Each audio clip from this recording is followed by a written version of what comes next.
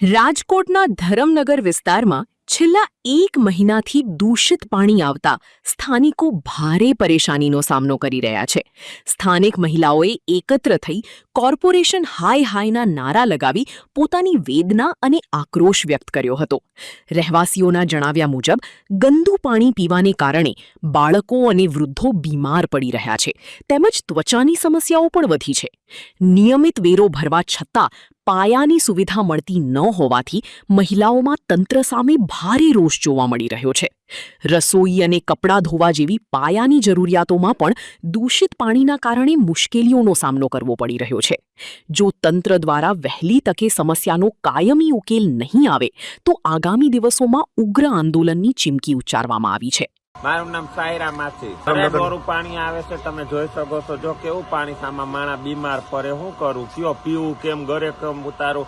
અમારા મ્યુનિસિપાલિટી વાળાને એટલું જ કહેવાનું થાય કે આ પાણી જો આ બધી બાયું કે અંડોલ ઉપર અમે ઉતરશું।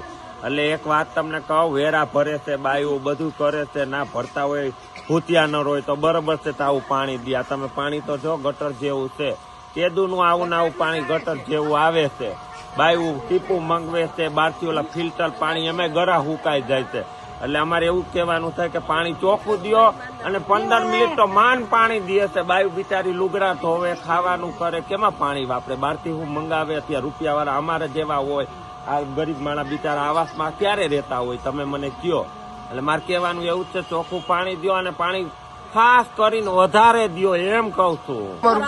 પાણી કેટલું ગંદારું, સંડાસની વાસ આવે એવું પાણી આવે।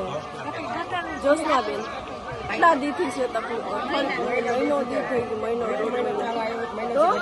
મને તો પેટમાં એવું દુખે છે। 6 મહિના પહેલા થી વચ્ચે બંધ થઈ ગયું તું, પછી પાછું ચાલુ થઈ ગયું। એમાં વાઇસ આવે ગટર ને આમ સૂંઘે તો કેટલી વાઇસ આવે એમાંથી। 6 મહિના પાછું બંધ થઈ ગયું પછી પાછું ચાલુ થઈ ગયું। એકદમ ડોરું પાણી આવે અને એક થી આપણે ગોરામ નાખે તો બીજે દી એમાં જીવાત પડી ગઈ હોય। હા, એવું તરત જ જીવાત